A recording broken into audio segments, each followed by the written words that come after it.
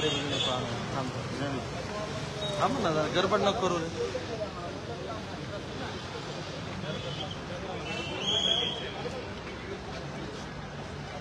नाही मग मी 10 मिनिटात माघारी येतो. तुमचं नाही ऐकलं तर कशामुळं आमरण उपोषणाचं मंडप कशामुळे काढायचं?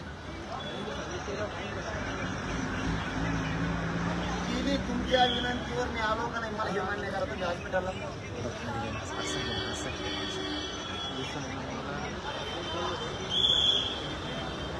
कारण आम्ही तुमच्या म्हणण्यावर इकडे आलो हॉस्पिटलला ऍडमिट झालो. तुमचा शब्द खाली पडून दिला नाही, तुमच्या शब्दाला फळ लागून दिला नाही. तुमच्या एसपी साहेबांच्या तुमच्या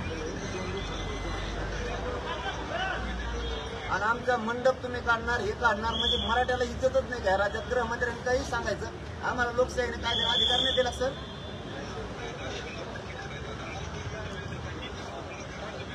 हा थांबवतो तर थांबवा, मी थांबतो.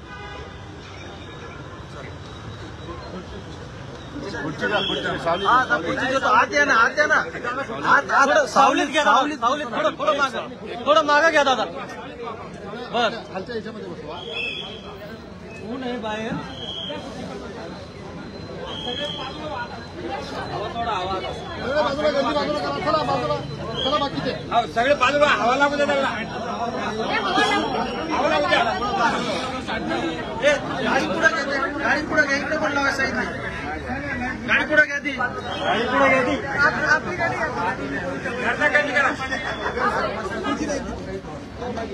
थोडस मोकळं व्हा, थोडस बाजूला थोडस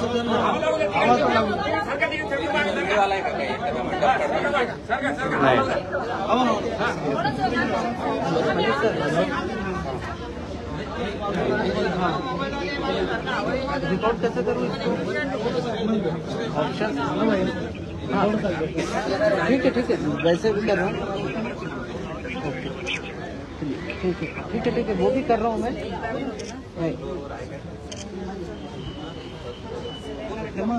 अरे यार क्या चल रहा है तुम्हारा, क्या चल रहा है? चलो यार पीछे चलो. नीचे नीचे नीचे नीचे जरा नीचे.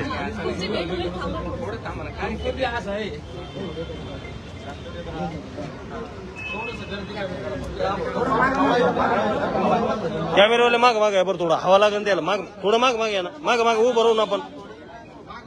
माग माग उभं राहू. हवा लागेल ना. भाऊ थोडं माग उभं राहिलं. लोक पाठी माग पाठी पाठी मग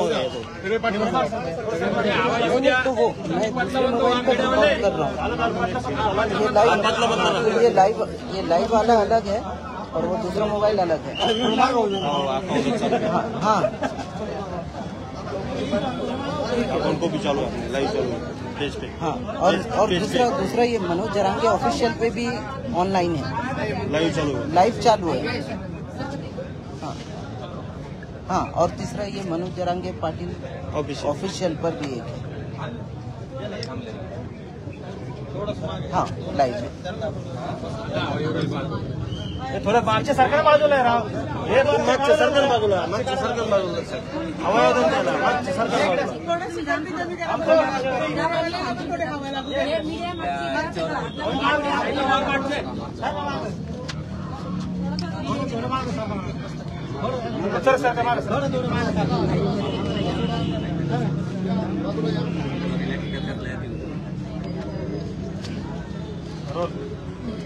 आपल्यासोबत मनोज जरांगे पाटील आहेत. त्यांनी जे काही शब्द वापरले होते त्याबद्दल त्यांना दिलगिरी व्यक्त करायचे. ते त्यांचे शब्द कुठले होते आणि का व्यक्त करायचे हे आपण जाणून घेणार. मला सकाळी आणि त्यांनी त्या अधिवेशनात म्हणले की छत्रपती शिवरायांच्या काळात असं होत नव्हतं. आई बहिणीवरून शिव्या देणं आणि ते बरोबर नाही. आणि ते तुमच्याच मोबाईलवर मी ऐकल्यामुळं तेव्हा केलेलं आहे. अनावधानानं त्या चिडचिडीत होऊन गेलं. असं आपण या राज्यातल्या समाजाला मायबाप मानतो. छत्रपतींचे ते दूध का दूध पाणी का पाणी झालं पाहिजे. तुम्हाला वाटत दिलगिरी व्यक्त केली पाहिजे आणि त्या मतावर मी ठाणे. कारण महाराष्ट्राची ही संस्कृती आहे की आपण एखादी आई बहिणीवरून जर एखादी शिवी दिली असेल आणि त्यावेळेस ते उपोषणात होतं 17 दिवस आणि त्या अनावधानाने गेले असतील तर मोठ्या मनानं महाराष्ट्र हा छत्रपतींच्या विचारांचा आहे तर आपण आई बहिणीबद्दल शब्द गेले असतील त्यांनी ते विधानसभेच्या पटलावर घेतले तर मी महाराष्ट्रातल्या शब्द मागे घेऊन दिलगिरी व्यक्त केली एवढं मोठं मन केलं कारण आई बहिणीचं नातं आहे आमचं सुद्धा आणि शब्द पण याचा अर्थ उलटा काढायचा नाही गांधी असं केले काय असं काय आई बहिणी तुमचं दूध का दूध पाणी का पाणी झालंच पाहिजे पण तसूभर सुद्धा ते हटू शकत नाही ओबीसी आरक्षणापासून सगळ्या स्वारीचा अंमलबजावणी अजिबात नाही जेलमध्ये सडन पण हटत अजिबात नाही असं आम्ही तुम्हाला सकाळी प्रश्न विचारला होता की तुम्ही तुमच्या विधानावरती ठाम आहेत का की तुम्ही जे फडणवीसांविषयी विधान केलेले त्यावरती ठाम आहेत का त्यावेळेस तुम्ही ठाम असल्याचं सांगितलं ठामच आहे ना फडणवीस पण अरे बाबा आई बहिणीच्या बद्दल असा महाराष्ट्रात जर एखाद्या अनुदानात शब्द गेला असला बाकी सगळा ठामच आहे ना एखादा शब्द गेला तुम्ही ठाम आहे ना चौकशी करा कोण आमच्या मागे हो द्या दूध का दूध पाणी हो द्या बाकी सगळं ठाम आहे ओबीसी आरक्षणावर ठाम आहे सगळ्या सोयऱ्यांच्यावर ठाम आहे तुम्ही आधी सूचना काढलेली पण आई बहिणीचं अरे बाबा आई बहिणीचं म्हणल्यावर असं काय विचार आई बहिणीचं म्हणल्याच्या नंतर फडणवीसांवर जी टीका केली त्यावर दिलगिरी व्यक्त करा आणि त्यांचा शब्द अरे ते शब्द त्यांनी जी काढले विधान आई बहिणीवरून शिव्या दिल्या ते शब्द मागे घेतले आणि दिलगिरी पण व्यक्त केली त्यांचं म्हणणं आहे आई बहिणीवरून शिव्या दिल्या आता दिलगिरी व्यक्त केली त्याच्यात विचारण्यासारखं काय राहिला तुम्ही म्हणजे समाज आहे तुम्ही जे बोलता ते म्हणजे समाज हे तुम्हाला तुमची स्टेज आहे पूर्वी देखील तुम्ही अशाच पद्धतीने ह्या हॉस्पिटलमध्ये ज्यावेळेस अस्मितेचा आई बहिणीचा प्रश्न येतो आणि ज्यावेळेस थोडं मागा सारखं हवा सोडून द्या मग कळत काय दिवशी कसं करून बघा मग कळत होतं पण ज्यावेळेस माणूस लक्षात येतं प्रत्येकाच्या सगळ्याच्या चुका झाल्या त्यांच्या चुका झाल्यात ना त्यांच्या चुका झाल्यात तुमच्या होत्या यांच्या होत्या माणूस आहे ना शेवटी मी शेतकऱ्याचा पोरग आहे आई बहिणीचा शब्द आलाय ते विधान पटलावर घातला आणि छत्रपतीचं नाव घेतलं त्यांनी विशेष छत्रपतींच्या काळात होतं आणि मी छत्रपतींच्या विचारावर चालतो आणि आई बहिणीवरून शिव्या द्यायच्या तर माझ्या लक्षात आलं आपण आई बहिणीवरून शिवाय जर त्यावेळेस अनुदान दिले आपण मागं घेतलं पाहिजे ना बाकीच्या याच्यावर ठाम आहे ना माझी मागणी मी सोडू शकत नाही अरे 100% करायची यासाठी चौकशी झालीच पाहिजे अटक करायच्या मागण्या केल्या ते बी विरोधात अजिबात करायचा नाही आमका केला आणि तमका केला अजिबात करायचा आई बहिणीसाठी दिलगिरी व्यक्त केली शेवटी विधानसभेचं पटलं छत्रपतीचं नाव घेऊन मी दिलगिरी नाही व्यक्त केली पाहिजे तर मूर्खासारखं लक्ष नाही माझं आता तुम्ही सगळे सलाईन का काढलेला आहे का निघालेला अहो फक्त ते देवेंद्र फडणवीस आदेश मोबाईल पाका घेता मंडप काढून टाका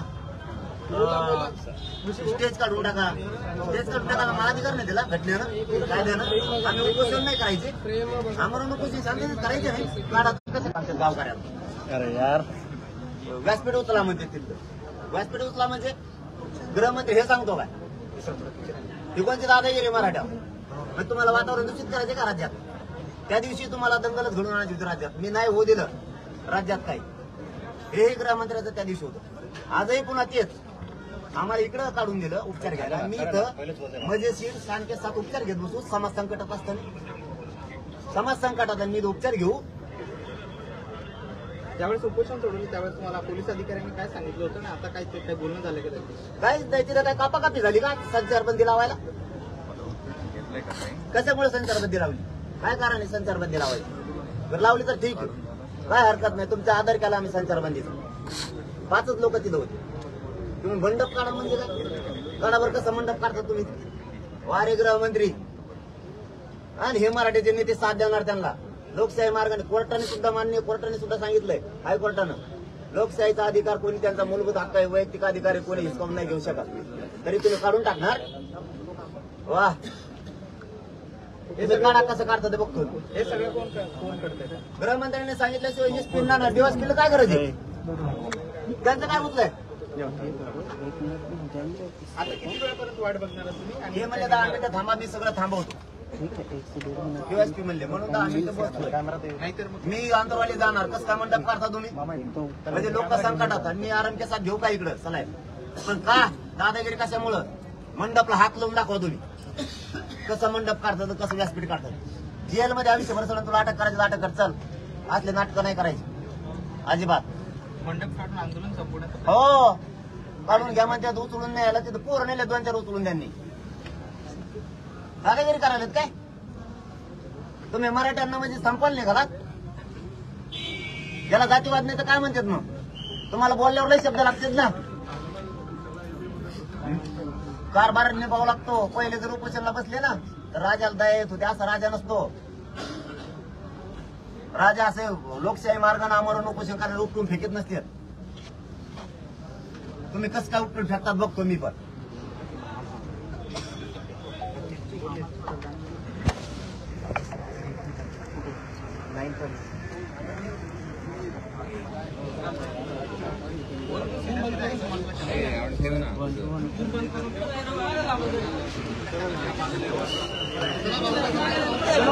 चला